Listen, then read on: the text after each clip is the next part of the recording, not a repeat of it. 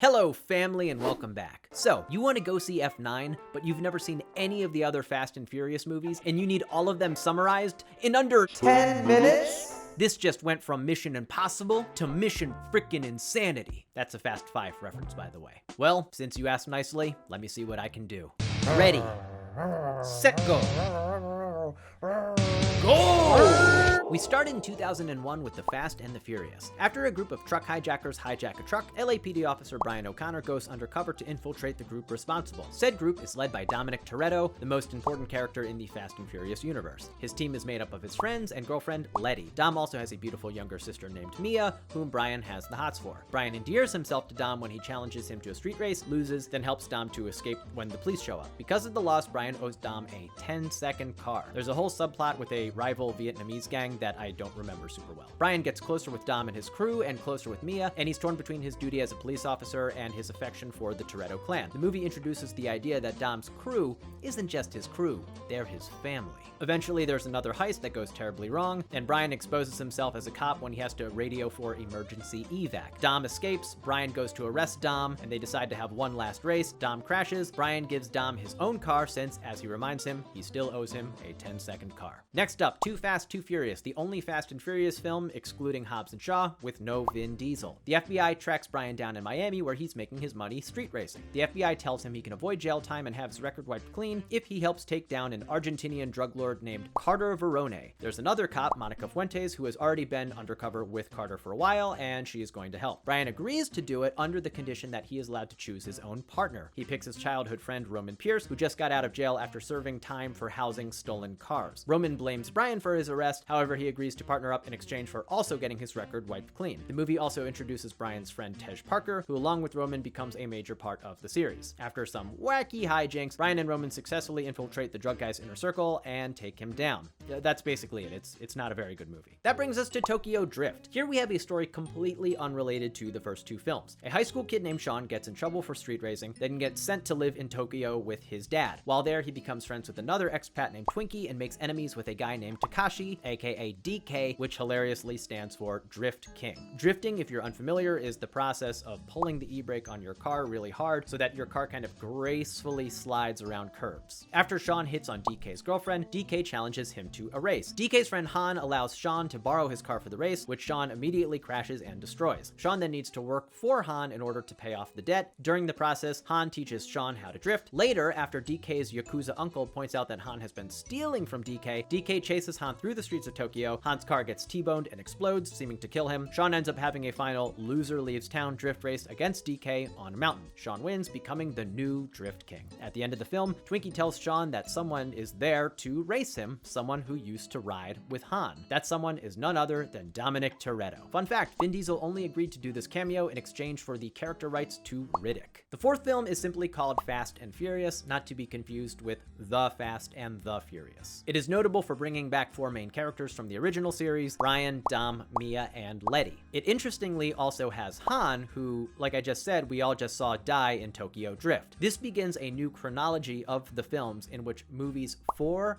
5, and 6 all take place prior to the events of 3. After Mia informs Dom that Letty has been murdered, Dom returns to Los Angeles to secretly attend her funeral and to investigate. Brian is now with the FBI, and he is trying to track down a Mexican drug lord named Arturo Braga. Brian and Dom's dual investigations end up leading them to the same person. Together, they go undercover where they meet Giselle, a liaison for the drug dealer. She falls for Dom, but his heart is still with Letty. Dom learns that Letty died while working undercover for the FBI on behalf of Brian, and so he gets really mad and starts to kick Brian's ass, but then Brian's like, "She did it for you," meaning that Letty was actually working with the FBI in exchange for having Dom's record wiped clean. Dom takes down the drug dealer, but then he gets arrested and he's told he is being sentenced to 25 years in prison. While he's in the prison bus on the way to prison, you see Brian and Mia leading a group of cars to go extract him from the prison bus. Fast 5, the high watermark for the series. From this movie on, physics kind of takes a holiday. After helping Dom escape, the gang makes their way down to Brazil. Mia, it turns out, is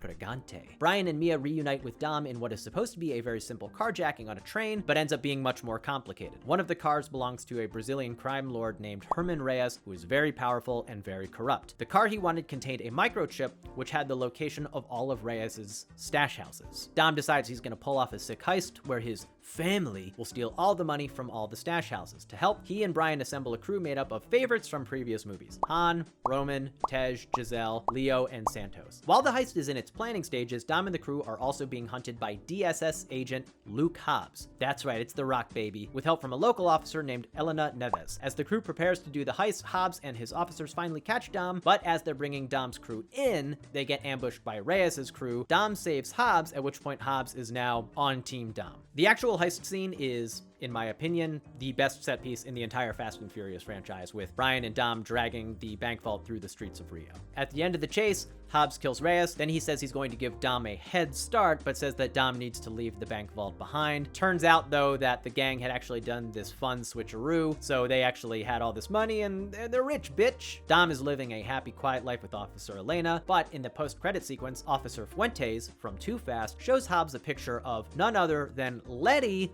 who is still alive. Fast and Furious 6. Hobbs asks Dom and his crew for help bringing down a criminal mastermind named Owen Shaw, who is assembling stuff to make some kind of super weapon. At first, Dom is like, no, but then he learns that Letty is not only still alive, but is a member of Shaw's crew. Elena's like, it's cool, Dom, go see what's going on with your old girlfriend. Dom and the family agree to help take down Shaw in exchange for clemency. The family goes after Shaw's crew in London, where they learn they're outmatched by the other crew's sick driving moves. Dom sees Letty. Letty shoots Dom. It turns out she didn't die when she got shot in the fourth film, but she did get amnesia, at which point Shaw took her in. There's a pretty dope confrontation between Shaw's crew and the family that involves a tank. Letty flies from the tank and Dom catches her in midair. At this point, she's back in the family. Unfortunately, Mia has now been kidnapped. Shaw's crew boards a plane. The family goes after him. There's a lot of criticism about this scene because in order for it to have taken place over the amount of time that they show, it would have been the longest runway in the history of the world, but it's an awesome scene. Everybody should calm down. The family is victorious in stopping Shaw and saving Mia. Unfortunately, Giselle dies while saving Han, R.I.P. The gang gets clemency, but the joy is short-lived, as the mid-credit sequence reveals that when Han died in Tokyo Drift, it was no accident, but was in fact an act of murder by Owen Shaw's brother, Deckard Shaw. This is when Justice for Han was born. If you don't know what that is, I have another video explaining that. You can check it out as soon as you're done watching this one. Furious 7. Sadly, Paul Walker, the actor who played Brian, died during the shooting of this movie. In this movie, Deckard Shaw will stop at nothing to avenge his brother and take down everyone in Dom's family. While looking for Dom, he tussles with and injures Hobbs, who is sidelined for the majority of the film. Dom and Shaw have a fight that gets broken up by a covert ops team led by a guy named Mr. Nobody. Mr. Nobody says he will help Dom stop Shaw if Dom and the family help him extract a hacker named Ramsey, who invented some kind of super tracking computer program called the God's Eye. This leads to another iconic action set piece where the family gets dropped in cars out of an airplane. They successfully extract Ramsey, but now the family is being chased by both Shaw and this Nigerian terrorist named Jakanda, who is hunting down Ramsey. Dom and Shaw fight on the roof of a parking garage. Dom ultimately wins that fight by making the parking structure kind of collapse beneath Shaw. The movie ends with a sort of meta acknowledgement that Paul Walker has died. Brian is going to retire so that he can just take care of his family. It ends with Dom and Brian having one last race where they sort of drive off in different directions, and it has that song that's like, it's been a long day without you, my friend. Fate of the Furious. Hobbs asks Dom and the family to help him steal an EMP device from a military outpost in Berlin. After they steal it, Dom goes rogue and takes the EMP device to this evil blonde lady named Cypher. But why? It turns out Cypher has kidnapped Dom's old girlfriend, Elena, and, surprise, she had Dom's son. Hobbs gets arrested and thrown into the same high-security prison as Deckard Shaw. The two of them end up escaping, only to find Mr. Nobody is waiting for them. He enlists their help as well as the family's help to track down Dom and Cypher so they can get back the EMP while also protecting the God's Eye, because it turns out that Cypher wants that too. She needs both for her evil plan. Though Cypher and her team are watching Dom like a hawk, Dom briefly sneaks away to ask Owen and Magdalene Shaw for some help. Magdalene Shaw is Owen and Deckard's mom. From this movie on, the Shaws are less murderous psychopaths and more misunderstood folks who just love their family. The movie also introduces a character, Little Nobody, who they seem to like 10% commit to as a possible replacement for Brian, but nobody's buying it. The rest of the movie gets pretty convoluted, but major story points are Cypher kills Elena, very sad, and there are two pretty cool set pieces, one where all these self-driving cars kind of like rain down from the sky, and one with the family driving on ice, where at one point Hobbs gets out of the car and uses his bare hands to redirect a torpedo to explode another car. Deckard Shaw saves Dom's baby, officially becoming part of the family, and Cypher escapes. Dom and the family celebrate, and Dom names the baby Brian, which seems like a really sweet gesture until you remember that in the Fast and Furious universe, Brian is still alive. And we are done! Yes! Whew, and time to spare. Oh, I forgot about Hobbs and Shaw. I'm gonna need some NOS! Hobbs and Shaw are forced to take down Brixton Lore, a techno-enhanced terrorist who wants to unleash a deadly virus that happens to be in the body of Shaw's sister Hattie. Hobbs and Shaw and Hattie go on the run to try and find a way to remove the virus from Hattie's body and stop Brixton, which they manage to do back at Hobbs' native Samoa with the help of Hobbs' family. Hobbs and Hattie also kiss. The end. Oh god. Okay. Anyway, guys, I hope this was helpful. I'm sure there are plenty of things I left out, but, you know, hey, do you want it good or do you want it fast? Because you can't have both. Are there any super major items you think I left out? Leave a comment, let me know. If you enjoyed the video, please make sure to hit like and subscribe. I release a hot new video every single week, most of them slightly less exhausting than this one. Thanks so much, guys. Enjoy F9, and talk soon.